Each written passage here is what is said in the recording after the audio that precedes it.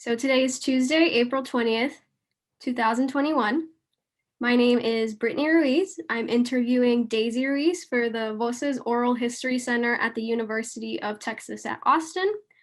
Please know, Deisy Ruiz, that this recorded interview will be placed in the Nettie Lee Benson Latin American Collection at the University of Texas at Austin and the Brown University Library's digital repository.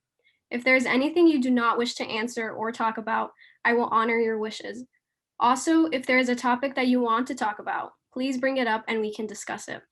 Participation in this study is completely voluntary and you are free to withdraw from the interview at any time. Because we are not conducting this interview in person, I need to record you consenting to participate in this interview. I will ask you a series of 5 questions. Please say, yes, I agree, or no, I do not agree, after each one. Voices of a Pandemic wishes to archive your interview along with any other photographs and other documentation that you wish to contribute at the Benson Library at UT Austin and Brown University's digital repository. The Voces Oral History Project will retain copyright of the interview and any other materials that you choose to donate. First, do you give the Voices of a Pandemic project consent to archive your interview and your materials at the Benson Library and Brown University Library's digital repository? Yes. Do you grant the Voices of a Pandemic project copyright over the interview and any material that you choose to provide? Yes. Do you agree to allow Voices of a Pandemic to post this interview on the internet via the Voces Oral History Center's YouTube channel, where it may be viewed by the public? Yes. We have many questions in a pre-interview form that we have already filled out. We use that information from the pre-interview form to help in research. The entire form is kept in a secure server at the University of Texas, Austin. Before we send your information from the pre-interview form to the Benson Library, we would have stripped out any contact information for yourself or family members, so that will not be a part of your public file. Your public file will only be accessible at the Benson Library. Do you wish for us to share the rest of your interview in your public file to researchers at the Benson Library? Yes. On occasion, the Voces Oral History Center receives requests from journalists who wish to contact individuals who have participated as narrators in oral history interviews. The Voces Oral History Center only responds to reputable news outlets. Do you give consent for Voces to share your phone number or email with journalists that are interested in your story? Yes. All right. Thank you so much for joining me today and for your willingness to share your story. So just to start off, why don't you introduce yourself, where you were born, where you grew up? Yeah. Okay. So my name is Daisy. I was born in Southern California, Orange County, and I was raised there in Fullerton. And I lived there until I started college, and then I moved for college to the East Coast in Massachusetts. I'm the oldest of 7 children, so I have a big family. I now live in San Francisco, and I've lived here for almost 7 years. It'll be 7 years in July. What else about me? I'm 30 years old. I work in healthcare, and I'm excited to have this opportunity. Awesome. So yeah, why don't you, how do you identify what do you identify as? I identify as Latina. All right. And now going a little bit into the COVID-19 pandemic and everything with going on. How did you first learn about COVID-19? I think the very first time I heard about it was most likely on the news. And it was probably sometime in January of 2020.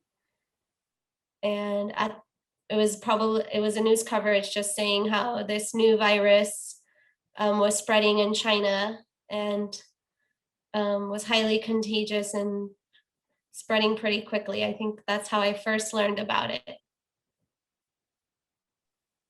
And what was your initial reaction to that news? So I've talked about this with other friends. We've looked at it retrospectively or reflected on how we first saw it. And something that I think I and other people I know as well really felt at the beginning was that we saw it as something that was happening somewhere else in the world.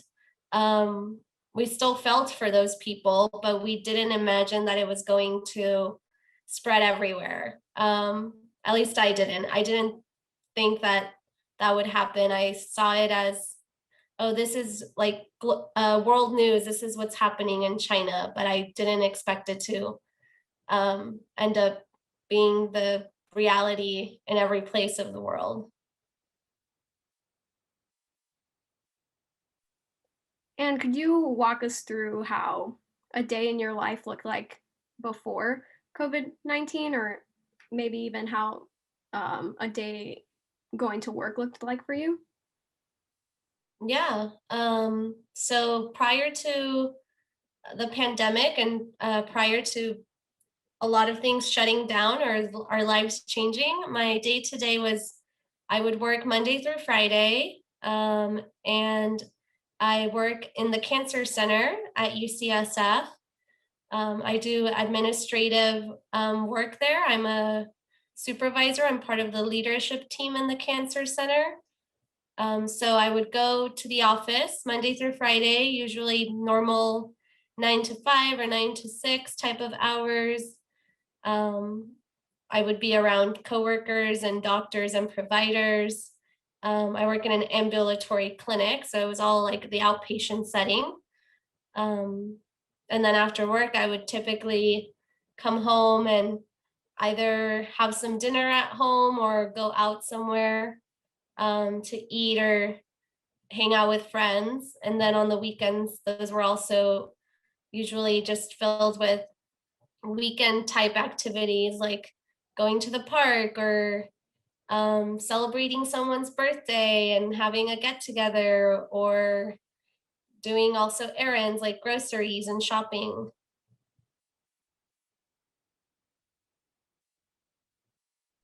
And so, how would you say that COVID-19 has impacted the way that you're working and the way that your day-to-day life looks like now?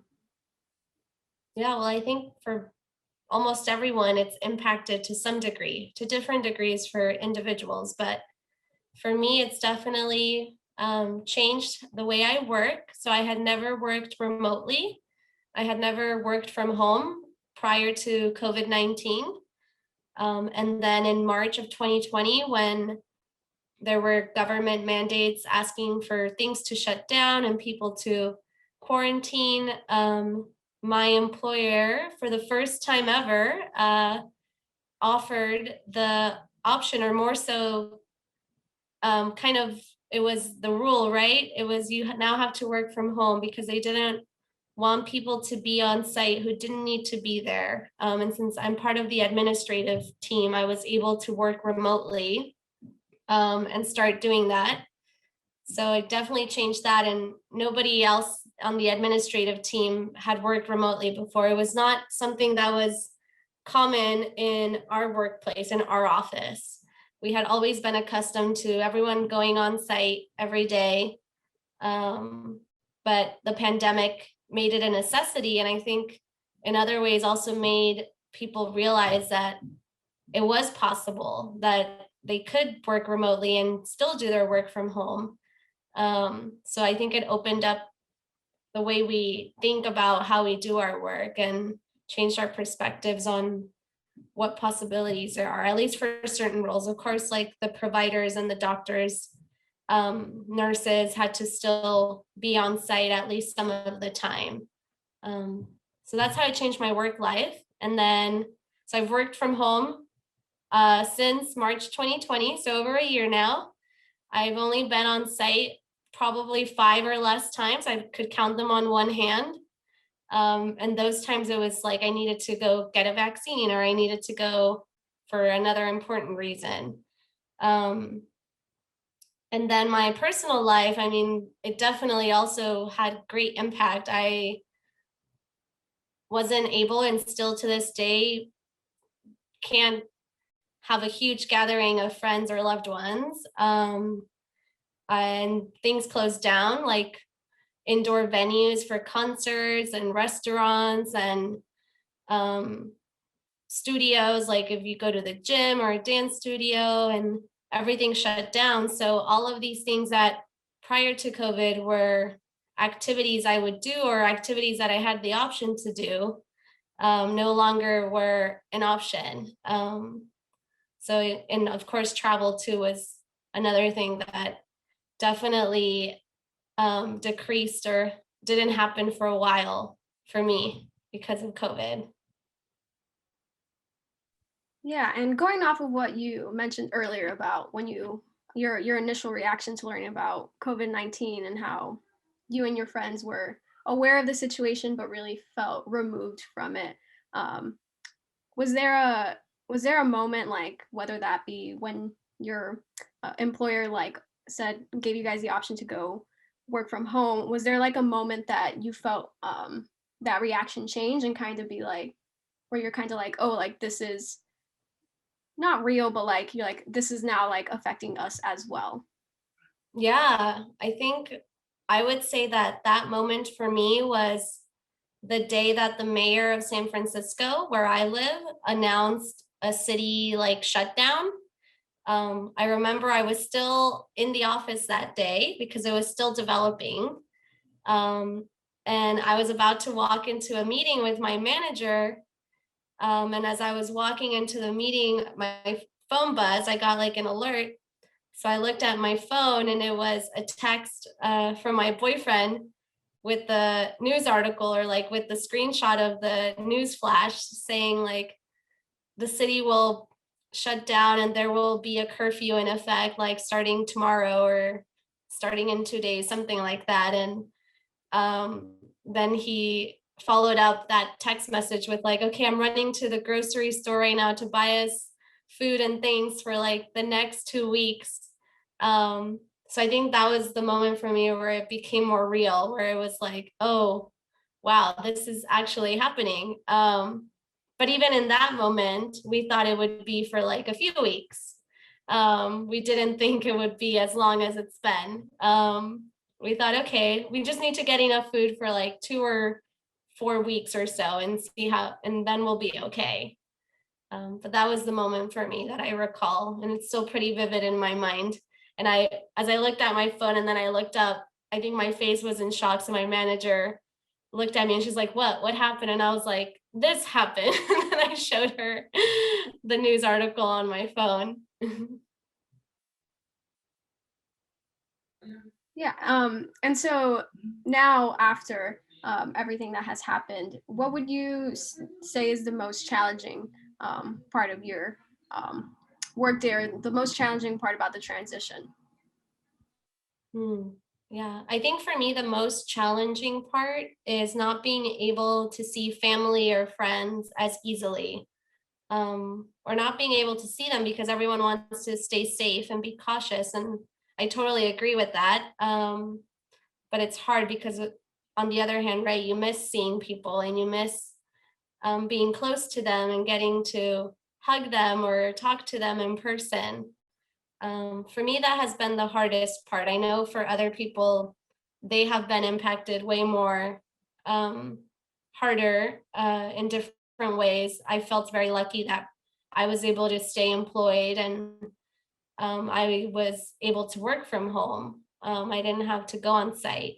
So I feel very fortunate in that respect. I think other people, as we know, didn't have the same situation. They lost their jobs, or they were essential workers that had to physically go to work. And so I'm sure my answer would be different if I had been in a similar situation. But I'm thankful to say that for me, the biggest challenge has been, I think, not being able to be around others.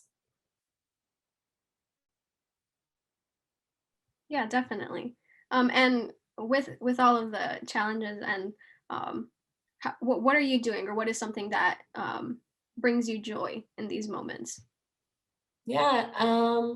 I think something that a hobby or thing that I started doing more um, because of COVID was cooking more at home and learning new recipes and really enjoying like the activity of cooking, right? Like finding a new recipe that might sound elaborate, but over time I've built, I think, more skills or more comfort level too with what I can cook. And the other big thing I would say is going on hikes, like still doing things that allow me to be physically active and maybe even get to be around a few other people, but doing it outdoors at a distance and in nature. Those two things have really helped get me through the really hard, surreal times of COVID.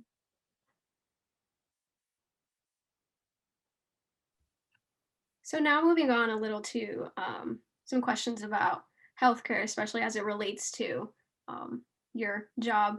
What kind of concerns or questions about healthcare have emerged as a result of COVID? Wow, yeah, that's a very good question. I think based on the kind of medical field or specialty that I work in, a big concern that came up was obviously how do we still see our patients while maintaining our safety and their safety? Because working in the cancer center, that is a specialty that you can't wait, right? You can't put it on hold. It's not similar to like, I don't know, a dental cleaning or something when you have no teeth problem. Um, for cancer patients, it was they still needed to come in or they still needed to have those appointments because it was a life threatening situation or disease, and we had to learn how to still be able to see them, but also implement measures or rules to make sure it was in a safe way. Um, that was one thing. And then I like work in a surgical practice. So patients undergoing surgery now because of COVID have to always get a COVID test right before, like 2 to 4 days typically before their surgery, because we want to make sure that they're safe. All right. So before we cut out for a moment, as you mentioned, the realities of COVID and testing, you were mentioning how um, your patients have to get COVID tests before they come in. Yeah, so patients undergoing surgery need to get a COVID test in the days leading up to their surgery. Typically, it's 2 to 4 days before. So we've implemented this whole new workflow that didn't exist before COVID. Before COVID, there wasn't ever a COVID test before your surgery, of course. So that's been something new that has affected our work process significantly. And it's also made things more complicated for patients sometimes because they have to come twice to our medical center, one time for the test itself, 2 to 4 days before the surgery, and then a second time the day of the surgery. And we have patients who live in many different parts of the state or even out of state. So now patients have had to also make multiple trips or have to end up coming into the city a few days before and staying at like a hotel or finding somewhere to stay so that they can just stay closer to the medical center and not have to go all the way back home if they live like in Central Valley or somewhere even farther. So that's another, I think, big change that we've had in my clinic or in the place that I work because of COVID. It has made that big necessity and change. Yeah, I imagine it's difficult, especially as you mentioned, working with cancer patients who their treatment is not something that can be stopped. It's something that they need to continue to get. And it must be difficult for them as well being in a life-altering situation, but also dealing with a life-threatening illness while worrying. And that brings me to the topic about like the mental health impact that maybe you've seen with patients or even yourself have felt. What are the mental health impacts or challenges that you are currently thinking about or have seen because of COVID? Yeah, I think for me, it's been hard to more easily separate my work life from my non-work life now that I'm working from home because my two worlds have merged. Prior to COVID, I had an office where that's where I worked. And then I came home and work was usually done by the time I was home. But now I work in the same space that I live. So I think it's hard psychologically to separate or make a distinction between those two after you've worked from home for a while, right? Now that it's been over a year. So oftentimes I might work longer than I would have been working had I been in the office. Like I'll work longer hours just because, like I said, it's harder for my mind, I think, to separate it. And I just keep going since I'm still in front of the computer that I do work on. And also staying indoors a lot more than I used to is of course hard for your mental health as well. So I do try to, I always say I could be better about this, but I do try to take at least a mini outdoor break every day if possible, so that I get some fresh air and I don't feel kind of stuck between in the walls of my apartment and feel like I got a fresh breath of air and don't feel like I'm suffocating or something. And with patients or with others, I think a lot of people could say they felt similar or had similar experiences.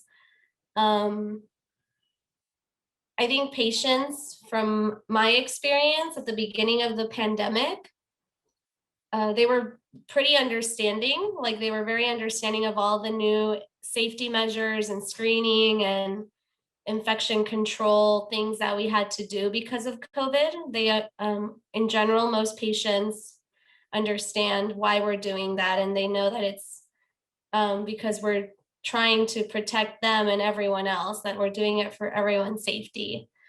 So I feel like at least at the beginning, I felt like patients were also extra appreciative of the healthcare workers, since they knew that now all these doctors, nurses, providers were on the front lines of fighting this scary new virus. So I saw that in the way I think patients would respond to like surveys that we sent to them right after their appointments. They were all very appreciative, and a lot of patients even learned that they really liked telehealth medicine, that because we did, based on the specialty or diagnosis, some patients in the cancer center are able to do their appointments virtually. So they got to do that for the first time in some departments. Some departments had never really done telehealth that much or at all prior to COVID.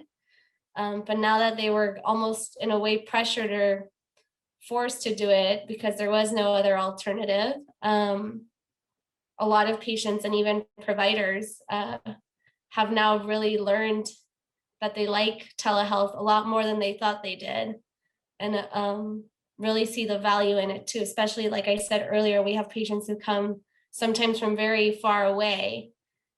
So I think for those patients in particular, they've expressed how much it means to them to be able to now see the doctor via Zoom if they don't require like a physical exam, right? Like if that's an option that they're able to take, they really value that because it saves them hours and hours of traveling to the city and paying for parking or just in general having to figure out how they're going to get here. Yes, definitely. And being someone that works in healthcare, there's been so many different conversations that have been happening in the last year, whether some of these include people expressing that COVID-19 isn't real. And now with the ongoing vaccine initiative to get everyone vaccinated, and the various conspiracies that some people have tied to it, can you talk a little bit about what your reactions have been to those, especially as someone who works in healthcare, but also works with people who are on the front lines that working as doctors, surgeons, etc.?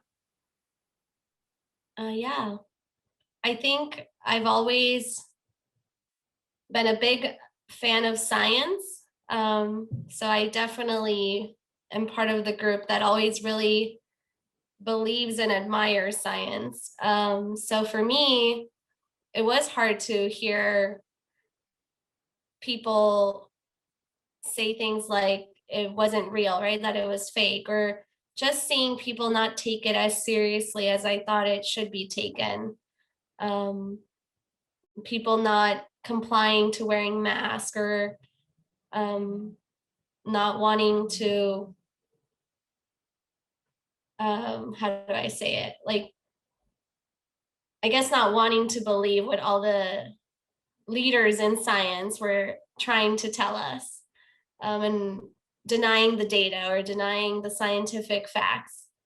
So it was hard for me and a little frustrating. But on the other hand, I can understand, or I try to understand others' perspectives. And I know that this virus is something brand new. So there's so much we still don't know, but that's also the way science works. It takes time, or we need to study it. But I can see how for a person, a different individual, it might be harder to believe it because it's so new and they keep hearing contradicting statements, or over time, what we say changes, right? What the scientists are saying changes. So that makes some people become more skeptical or not trust as much. So I can see why they might deny or refute the need to get a vaccine, or um, but I think that I and everyone I work with, from what I know, we are strong believers in getting vaccinated and in following what the CDC and what all the scientific leaders advise, since we trust science, and we know that they're all working hard together to try to finally have an end to this.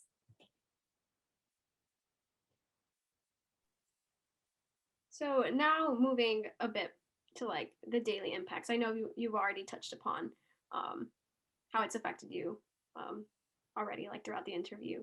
But just to ask again, how do you feel that COVID-19 has impacted your family members or even your significant other? I think for my family, as I mentioned at the very beginning, I have a lot of younger siblings, and most of my siblings are still in school. So for them, it also heavily impacted their education and the way that they are going to school or receiving their education. So I think it was pretty hard for them to transition to remote learning, having to do all of their classes from their computer at home, and having so many other siblings in the same house doing their classes also from computers, in a pretty small space. So I can't even imagine, because I don't live with them, but it's something that I've thought about multiple times throughout the pandemic, is how my siblings and all the other students who are in school right now, how they have felt or how they feel about having to do remote learning because of the pandemic. I've really felt for the education of everyone, especially I think the youngest kids who are in such a developmental age still, where as much as teachers can do their best, I think, to adjust as well to having to teach via Zoom, it's not the same as being in a classroom, especially for really young children who may not always have the same attention span, or who can't, even know themselves how to run a computer and need assistance. So yeah, I think it's really affected my siblings in that respect. And I know that they're all pretty excited to returning to on-site learning, going to school in the next few months, hopefully. And I mean, for speaking more broadly about my other family members or extended family, my dad has thankfully been able to keep his employment. But we have had extended family members like uncles or cousins who have contracted COVID. And we even had an uncle who passed away, unfortunately. So it's definitely affected my personal life as well as those of my family members. And I've also had friends who have gotten the virus and thankfully have recovered, but people can also have lingering symptoms even after months of recovery. So I have friends who months after they're still unable to smell or taste, or they feel okay or well most of the time, but then there might be an odd day where they feel like they're having symptoms again.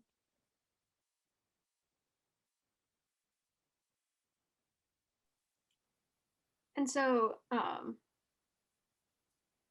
with everything, everything going on, again, you've already touched upon some before, but just before we move to the next set of questions, um, this is a fun question, I think. Uh, how have you changed anything about what you take with you when you leave your home? Um, so yeah. Oh, yes. Things that I never took with me before, whether a mask, um, that's definitely number one. And then also, I think hand sanitizer. I would carry it here and there, but now I'm way more conscious and mindful about having some with me if I'm going anywhere, even if it's just to the store around the corner. Um, those are two items that I make sure to take with me now whenever I leave the house. Yes, I definitely am with you as well with the hand sanitizer and the mask. I too have make sure I always carry it with me. Um, so now moving on to questions about other events that are happening at the same time as this pandemic. How, if at all, have the current social movements in conjunction with COVID-19 impacted your daily life? Yeah, I think it's been very hard for myself and many people to not only have a pandemic happening, but in that same span of time, have so many tragic events in the news and like mass shootings and everything that happened with the Black Lives Matter movement that started last year but has kept going, unfortunately. Like we still have to this day headlines of police brutality or um, people of color being discriminated against. So I think when you have that in addition to dealing with a pandemic, it's so incredibly emotionally and mentally taxing for a lot of people. So it's definitely been hard to like try to do my best to stay positive or try to not get into a hole of bad or negative thoughts when all of that is happening at once. And I mean, today was such a monumental day with the Derek Chauvin trial, but yeah, I think it's definitely affected me. I know that it's affected others a lot more than me. But it's something that I still try to think about every day or just also talk to those around me about and have conversation because I think that's the one thing that helps. Like me and my boyfriend and I will get into conversation about it, just to express our thoughts or our feelings. And for me, that helps relieve, I think, some of that heavy emotional weight, or just knowing that you're like someone else is there you can talk with helps a lot. Yeah, definitely. And have you at all participated in any protests that have occurred? And then with that, how has COVID impacted whether or not you decide to participate in your thoughts about going out to protests and stuff?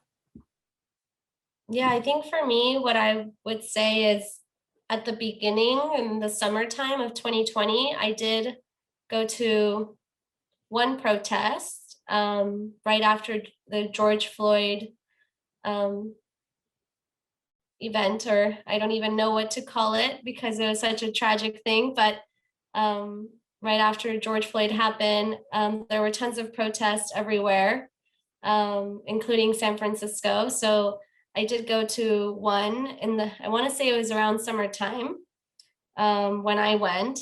And at that time, I feel like I was less afraid to go to events like that with lots of other people, because I think at that point in time, we still hadn't seen the full effects of COVID, right? The toll it had on lives. So I feel for me in the summertime, thinking back to how I felt in the summer of 2020, I was less afraid or more willing, or whatever you want to call it, to go to a protest. Whereas now, after having seen how many lives it's taken and how it's spread so much and how it's even affected my own family, like had an uncle pass away from it, I would be more hesitant, even though I would still want to be there. I would have hesitation towards going just because of the pandemic and knowing that it might put others at risk or myself at risk. But that's the only protest that I can recall attending. And the other event that comes to mind, which wasn't really a protest, but it was more so for me a celebration, was the day that Joe Biden was officially announced as the new president. And I also went out into the streets of San Francisco and joined many others in celebrating that news. Were two political related events that I attended during the pandemic.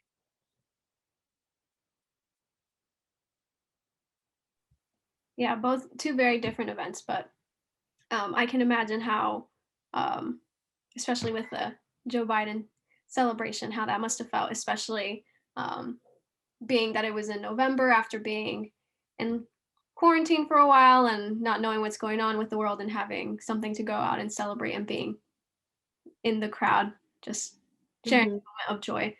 Um, and I guess my final question to you would just be to ask you if there's anything else that you would like to share with me about your experiences that I haven't already asked you.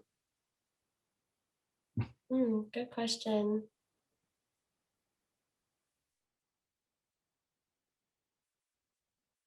I'm trying to think. I mean, all I can say as a closing statement is I think most people or everyone else is really looking forward to having an end to this pandemic. And I think we are now at a place where we can start seeing the end of the tunnel, right? We can be more hopeful, whereas months ago, the hope wasn't as big when we still were waiting for a vaccine. And um, one one thing that I always highlight to people or my friends about the pandemic, because I like to also always try to find positive things and hard experiences that happen.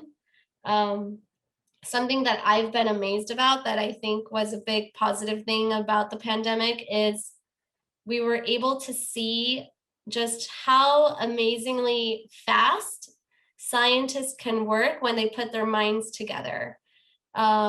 like when the competition factor was removed from the situation, usually they're competing, right? Trying to be the first ones to discover something or be the first ones to write the paper and get it published. And the pandemic made it so that they took that away. They took that out of the equation, and they said, no, we have to work for the common good. Like, we have to work together to help humanity survive this. And I just am still in awe at how quickly they were able to develop a vaccine and how effective the vaccines that they developed are. It's an outstanding, like, remarkable achievement in science. Like, that hasn't ever happened that quickly. So I think that would be the only other thing I would want to highlight or mention about my experience and thoughts of the COVID-19 pandemic has been getting to witness that. And I think we'll learn, like, moving forward, this has now set an example of what humans can achieve together. So I'm hopeful that moving forward, maybe we'll see scientists do something similar for other types of studies or illnesses that they're trying to find treatment or cures for, or just trying to understand better the causes of why they happen. Yeah, you definitely bring up a good point about um, just how amazing it's been, um, as you said, to see what can be achieved when we take out the competition factor and just how much can be achieved in healthcare to improve the lives of human beings in general. Well, thank you so much, Daisy, for joining me today. It's been a pleasure um, chatting with you and interviewing you. Um, so yeah, I hope you have a lovely evening. Yeah, thank you. Thank you. Thank you for your time.